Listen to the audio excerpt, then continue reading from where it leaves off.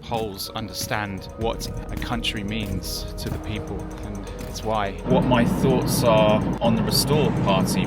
There's good and then there's evil. Unfortunately, evil seems to be dominating the governance of most Western nations right now. I'll be honest, I'm slightly envious of the polls.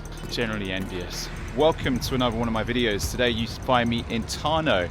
Beautiful little town. Hopefully you saw the last video. Just a quick illustration on how beautiful Polish towns always are. Now, I, in theory, will be crossing the Ukrainian border today. I'm just waiting for confirmation from the Cars for Ukraine team that everything's in place for me to cross the border today. If not, it will be tomorrow. So this video, well, it probably gives it away in the title, is either me crossing the border or me rocking up in the closest major city to the Ukrainian border ready for tomorrow's crossing. So let's see where we go. Hey guys, just a quick thank you from the bottom of my heart to everyone who's donated to Car for Ukraine. Your support is literally helping save lives on the front lines. Every pound, euro and dollar, it all goes straight to the cause. Thank you for making the journey possible, and let's get back to the video. So I've just had the word that I won't be crossing the border today. So that's good news in a way, and the reason for that, it means I get to go to a new Polish city. I'm going to be saying it completely wrong, but it begins with an R, and it's pretty much one of the first cities, major cities people get to when they cross the Ukrainian border. Many Ukrainians actually ended up in this city when they fled Ukraine at the start of the war. This was pretty much the first city they went to. A lot of volunteers who were helping out on the border were based in this city. Some of the volunteers I met in 2022 had told me that they'd spent a significant amount of time in this city. I'm not going to say the name of it until I get there, because I'm just literally going to bastardize the name. When I see a sign on the road in a moment, I'll try and pronounce it. But I'm 90 minutes from the city. Woke up today fairly fresh, did some editing, haven't managed to finish the video that I should have posted. IT issues, usual thing. I get several comments on all these videos, some of which I try to respond to when I see the comments. Some are highly intelligent comments and some are, let's be honest, slightly crazy comments. I like all of them because all engagement is good. Any engagement helps these videos get seen. If you appreciate this content, click that like button, leave a comment, let me know what your views are. We're never going to agree on everything, and I don't mind that we don't agree on everything. There's many of my regular followers that hate the fact that I'm trying to help out the Ukrainians, the people I considered friends, neighbors, colleagues. They're the people I'm helping out. I'm not helping out the government. One of the questions I had was from Seamus, one of my long-term subscribers. He asked what my thoughts are on the Restore party. Restore party, for those uninitiated, is a brand new political party set up by an individual called Rupert Lowe in the United Kingdom. Rupert Lowe used to be a member of Reform. Reform is Nigel Farage's party. Reform basically came about when the Brexit party morphed into Reform. A lot of people had hope for Reform. They had hope that Reform was going to reform governments, gut the system, purge the system of all of the corruption.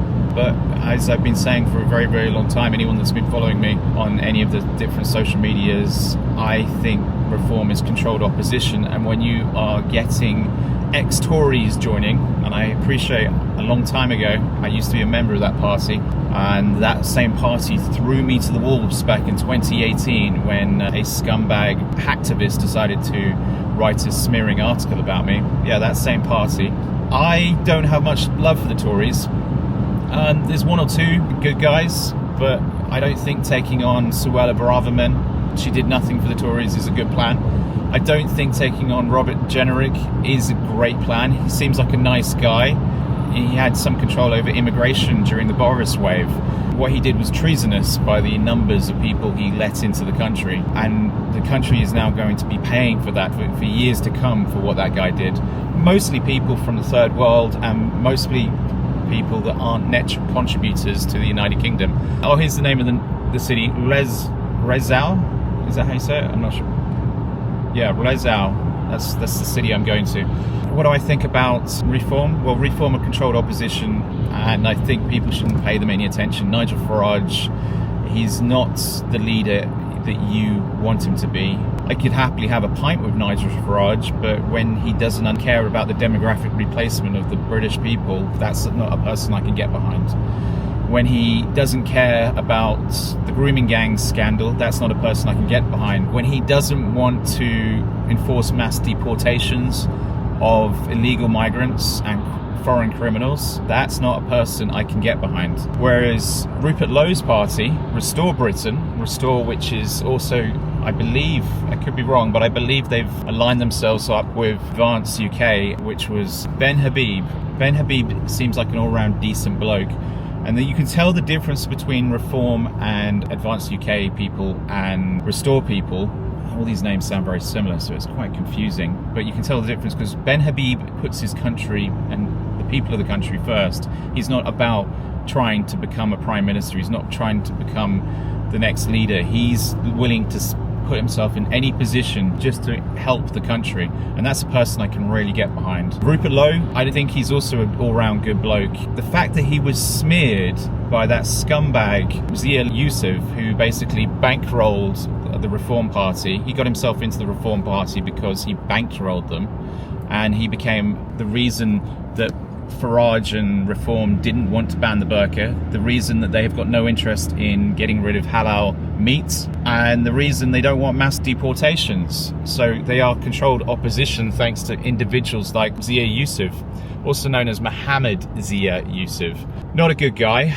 And when they decided to take on Nadim Zawahi, anyone that paid attention to me during the lockdowns, when I made videos on lockdowns and the pandemic, would know that I called out Zawahi multiple times. He made his money from basically YouGov. I had to make sure that I was paying attention there. It was a police check. Nadim Zawahi, yeah, he made his money from YouGov. YouGov were the same organisation that were basically pushing the idea of lockdowns onto the British public. He's also been pushing the idea of digital IDs. The man is a crook. He's not a good man, and Reform basically took him in from the Conservative Party. So as soon as you take in a scumbag like that, you've lost all of your good points. So the only obvious party to support going forward in the United Kingdom, if you want to save England and the United Kingdom, is the Restore Party. Rupert Lowe is pretty much the only man I see in Parliament that has any care in saving England. He puts his country first, he puts the idea of what Britain is first, and he believes in the mass deportation of criminals. He believes in the mass deportation of illegal migrants, all of which is a necessity to basically bring back law and order into the United Kingdom. The country is going to collapse if we don't have someone like that in charge. Yeah, I'm all for him. I'm fully backing Restore at this moment in time. There's a couple of things I disagree with Rupert Lowe on. He's a bit boomerish, but the guy's I think he's in his late 60s, maybe early 70s, so obviously he's a little bit boomerish. But you can't hold that against him. So he has a fondness for Oliver Cromwell. I have a dislike for Oliver Cromwell, but maybe he liked him because he was seen as a revolutionary. I have a massive distaste and dislike for Oliver Cromwell. Other than that, I think he's a good man, and who's going to agree with everything that you say and do? Just a reminder, this is the route I've taken. I've driven through all of these countries. I do it because of the men and women on the front who aren't having the best of times and are fighting for their lives, requested this vehicle because it will help with the extraction of injured soldiers. That's why I do it. Well, I made it to Razov. I think that's how you say it. I've parked up the car, but the most important thing right now is that you click on that donation link. The donation link that basically helps out the front line men who are trying to evacuate injured soldiers from the front. They're going to be utilising that beast that I've just parked up there. They're going to be covering it in armour plates, and I think it's imperative that you get involved. Hopefully you do.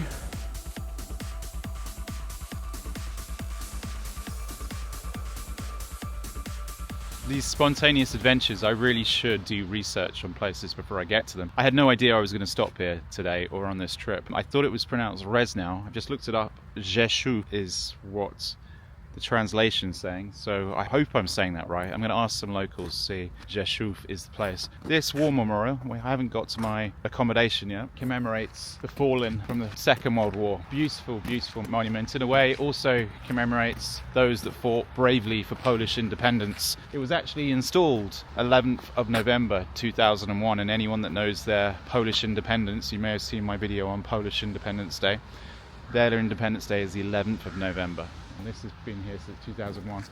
And what a beautiful monument. And I love the fact that even in February, these flowers are super fresh. People have the utmost respect for the brave Poles that fought valiantly in all wars, but I just love the fact that they're being honoured here on a daily basis. Really, really beautiful. You can tell that some candles were probably lit last night. Some beautiful bouquets of flowers, and then also the symbol of Christ. Really, really beautiful. But that's the thing. And then here, the old fortress of the city, because they've had to endure so many invasions here.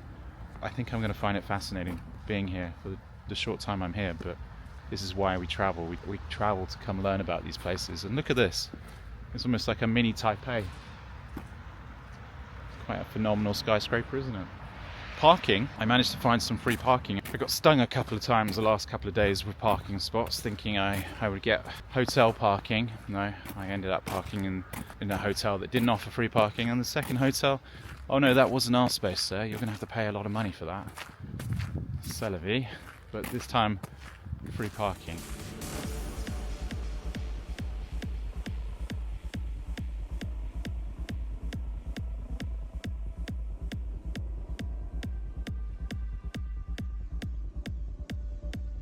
Fortunately, the door's closed, and there's also a sign saying don't stand at the entrance, but this is a palace built in the 1680s. Really phenomenally beautiful, and I don't know what this is, but it could be a restaurant or something. The old cities of Poland never cease to amaze me. They all are so beautiful. I think this is going to be no exception to the rule. There's so many little dots on the map of Poland that you can connect that will, I have to say, pleasantly surprise you. Really, really surprising when you get to explore Poland. And it doesn't really matter if it's the winter, like it is now, or the summer. Obviously, it's more agreeable to be walking around in the beautiful sunshine. But because of the phenomenal architecture, look at this. That is an old water pump. I mean, they don't make them like this anymore, do they? Wow. That is amazing.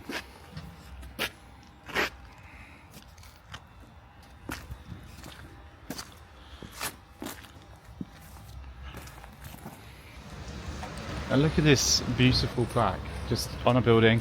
We've got some roses here, and it basically commemorates. It was put here on the 5th of November 2012 to commemorate 100 years of the riflemen. You can see them up here. The riflemen, the soldiers that fought bravely for the beautiful Polish people. And I think it's, I don't know, is this a church? It could be. It's hard to tell. Or it could just be a bank. It is a bank. Look at this, it's Bank Polski. But I guess this is maybe where maybe their barracks was originally here 100 years ago. Hence the reason the plaque's there.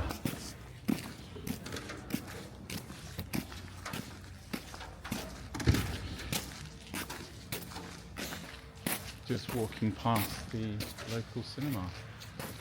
I think this possibly could be one of the main arteries of the city. Like I say, every footstep I take is completely new to me. My bag is still on my back. I haven't done any reconnaissance for this city. I know very little. Look, right here, right at the museum. I'm not sure what they specialise in. Actually, it's probably specialised in the military.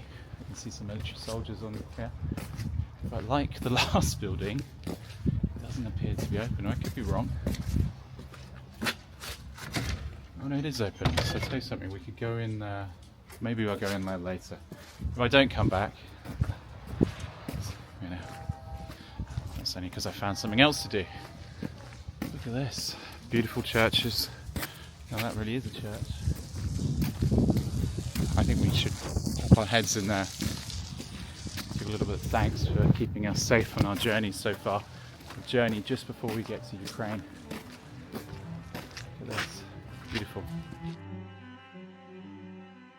This is the Church of the Holy Cross. It's a magnificent late Renaissance beauty which was built between 1644 and 1649. It was commissioned by a very powerful family back in the 1600s. Pretty much the same dynasty that shaped so much of this city's history, from the castle to the summer palace that we just saw. I have to say, those striking twin towers at the front really drew me into this place. And you can see why those that had that grand summer house had to have something just as grand just up the road. Over the centuries, this place has survived partitions, wars, fires, and changing rulers, from Polish nobility to Austrian rule through both world wars and into modern Poland. I have to say, I love the beautiful Baroque altar here. It gave a real peaceful vibe to the place. One of Poland's many, many standout churches.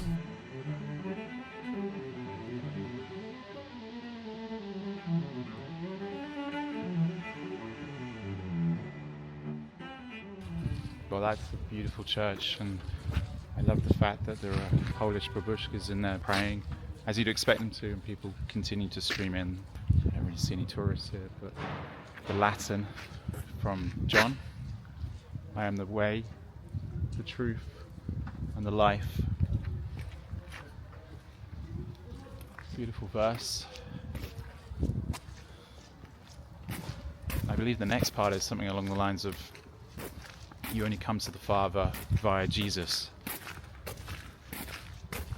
But it's, the Poles take their religion super seriously. Probably the reason their country remains so safe. The West has lost the way. The West has lost its footing. The West has embraced occult, satanic forces that seem to control every single Western government right now. Whereas at least the Poles understand life in this domain is there's good and then there's evil. Unfortunately, evil seems to be dominating the governance of most Western nations right now.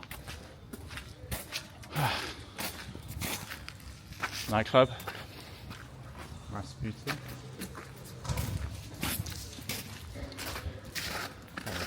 Famous Russian, that chappie. I'm surprised it still has this name here. Poles aren't too fond of the Russians anymore.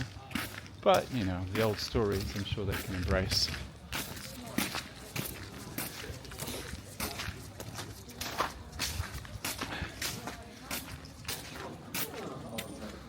Wow.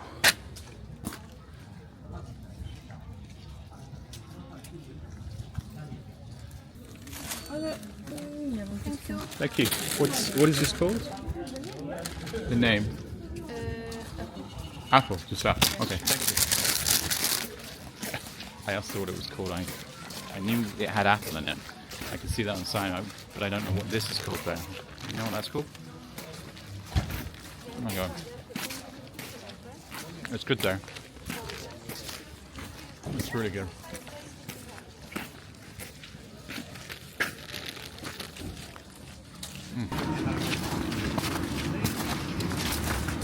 Well, I can stuff my face with that. It was really good. I continue onwards through beautiful little old town. I don't think it's a big city, but it is the biggest city in southeastern Poland. Somewhere around here.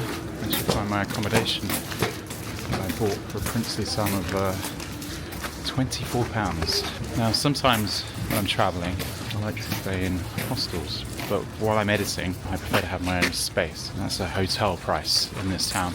Obviously, depending on the season, will depend on what you get. I think I got reasonably lucky, but I saw some prices in the 70s and £80, which is a lot more. Let's see if I can find this place.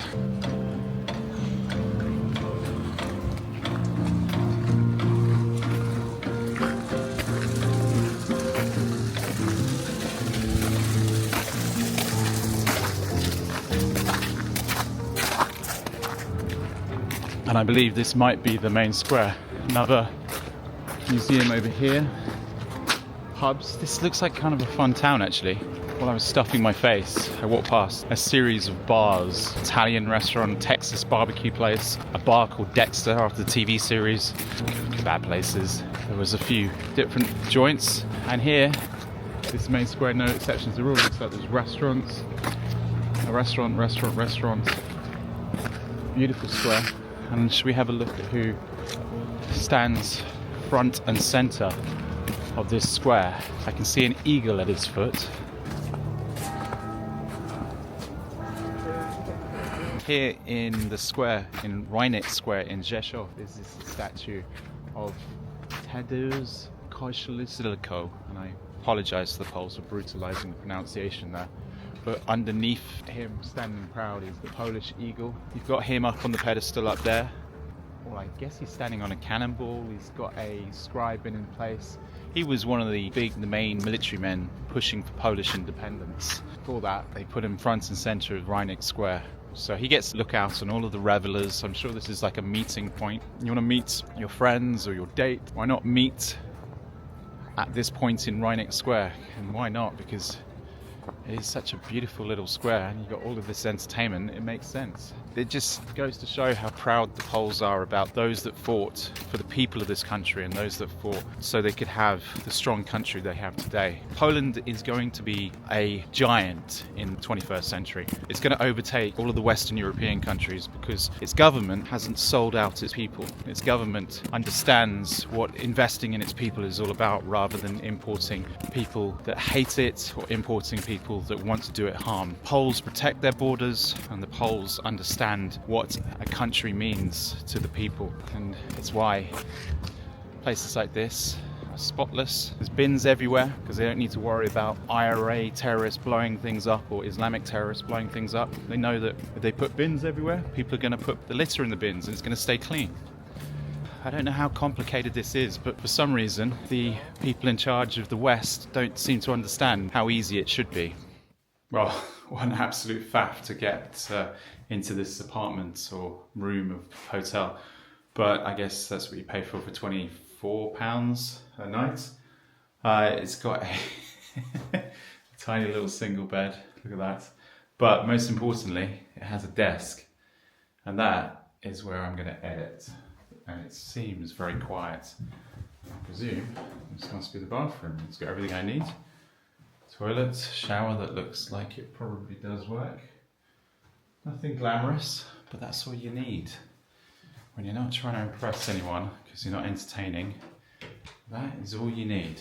The old single bed.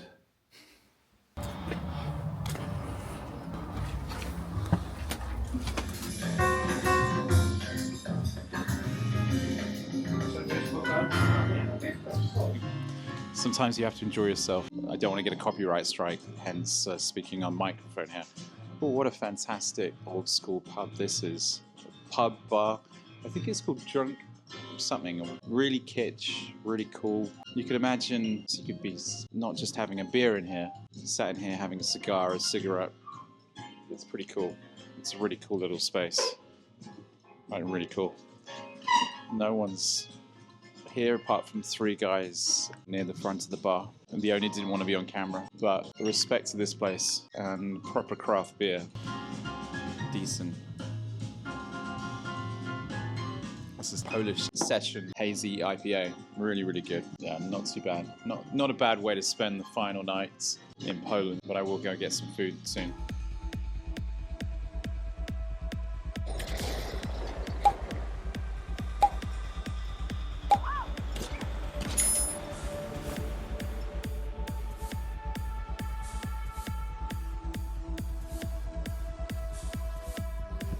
What a beautiful little area. I'm just sad that I'm not here. Probably in the summer where I imagine it's probably busy, or maybe even on a weekend when it's busy. But I love the fact there's all these little craft beer places. Oh my god, look at this! I've just seen something amazing. What is this? Look at that! That's almost, what was that Nicolas Cage film? It was based on a comic. That's awesome. Do you remember it? This head turned into a skull. Wow. Game over cycles. I wanted to experience something that's a bit more Polish. This is a really beautiful square. I mean, everything about Poland has this unique beauty to it. I don't know what it is. I'll be honest, I'm slightly envious of the Poles. Generally envious. I'm gonna go back to that street. Do you remember where we went into the church? I believe there's a couple of restaurants around there, have something good, and then I'm gonna have to go back and edit. Who knows? Then I'll go have another beer, I think. See how dinner is first.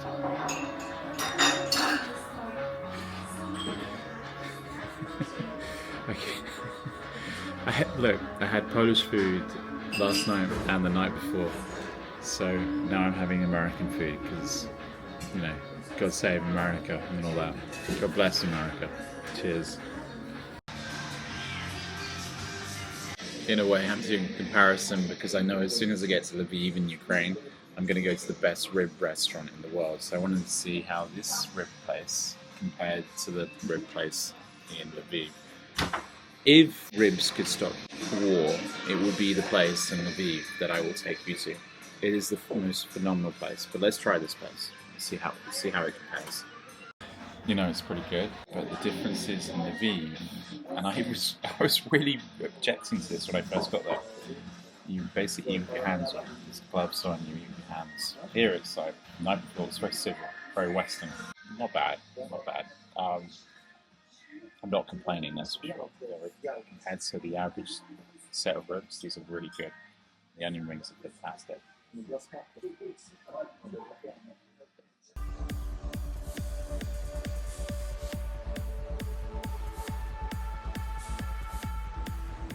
Well, that was my stay in Rzeszów. I have to say I didn't experience 99% of what I wanted to experience, not because it didn't offer me that, simply because when you're on the road and you've got things to edit, it just doesn't seem to happen.